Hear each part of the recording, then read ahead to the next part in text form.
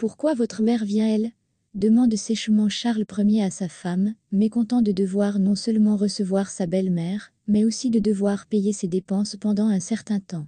Voyant qu'Henriette Marie ne lui donne pas de réponse claire, le roi d'Angleterre appelle son amiral et lui explique qu'il est nécessaire de rencontrer Marie de Médicis.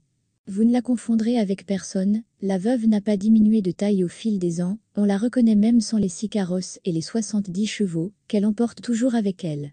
Lorsque le fils de la reine de France Louis XIII ordonna à sa mère de quitter la cour et de vivre dans la province qui lui avait été attribuée, Marie de Médicis fut tellement en colère qu'elle rêva de donner une leçon à son fils. La reine-mère ne songea même pas à se plier docilement à la volonté de Louis. Elle s'échappe du château, que son fils lui a gentiment offert, et écrit quelques lettres. L'une à Louis, lui expliquant sa fuite face aux intrigues du cardinal de Richelieu, et la seconde à Bruxelles à l'archiduchesse Isabelle, lui demandant de la recevoir. À Bruxelles, Marie de Médicis la reçoit à bras ouverts, et organise même en son honneur des vacances d'arrivée. Louis XIII est très mécontent, car il se rend compte que sa mère cherche refuge auprès de ses ennemis. Ils entament une correspondance dans laquelle il lui demande de revenir en France, et elle exige la démission de Richelieu. Naturellement, ils ne parviennent pas à s'entendre sur de tels termes. Pendant un certain temps, Maria est hébergée à Bruxelles, reçoit une maison, une pension et y vit, avec des projets de vengeance dans le cœur. Les Médicis espéraient que l'Espagne, qu'elle aimait tant, conquérait la France et qu'elle y entrerait, en tant que victorieuse. Mais la guerre s'éternise, et le gouvernement bruxellois décide de fouiller les maisons des émigrés français. La demeure de Marie ne fait pas exception à la règle. Marie de Médicis est très irritée par ce qui se passe, et lorsqu'elle se rend compte qu'elle a également perdu sa pension, elle est si offensée qu'elle rassemble rapidement son entourage et ses affaires pour quitter furtivement la ville ingrate. L'exilé français se rendit en Hollande, qui, soit dit en passant, était un allié de la France, et non de l'Espagne. Marie de Médicis avait déjà compris qu'il était loin d'être certain que l'Espagne gagnerait, et elle fit donc marche arrière. Elle souhaitait également rester proche de la France, car elle avait appris que sa belle-fille Anne d'Autriche attendait un enfant.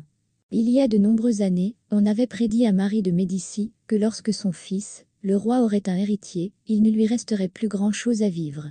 Lorsqu'elle apprend la grossesse d'Anne, Marie se souvient de cette prédiction et espère être près d'elle, caressant l'agréable idée qu'elle pourrait elle-même devenir régente à la naissance du dauphin. Marie écrit des lettres à Louis pour qu'il la ramène en France, mais il ne veut plus s'occuper d'une mère imprévisible. Marie est bien accueillie en Hollande, mais sa faveur est de courte durée. La reine française ne connaît pas bien l'étiquette néerlandaise, commet un certain nombre de maladresses, se montre trop arrogante et parvient à monter la cour contre elle. La princesse d'Orange laisse entendre à la reine qu'elle devrait quitter le pays. Les Médicis se retrouvent alors en Angleterre, où vit sa fille Henriette Marie, épouse du roi Charles Ier. Le monarque anglais ordonne que des appartements soient préparés pour sa belle-mère au palais de Saint-James. Il lui assure également une pension alimentaire de 100 livres par jour. Près de sa fille, Marie réussit à gâcher les relations déjà peu importantes de celle-ci avec son mari, et, en même temps, à monter le peuple anglais contre lui-même. À tel point que près du palais où elle vivait, les Médicis rassemblèrent une foule immense en criant « Mort ».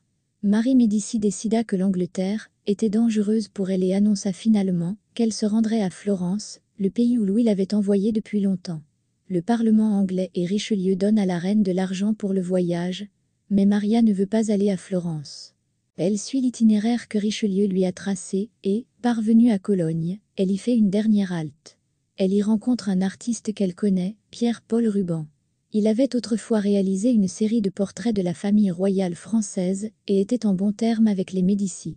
Ruban proposa à la reine indésirable de séjourner chez lui, elle le remercia et accepta.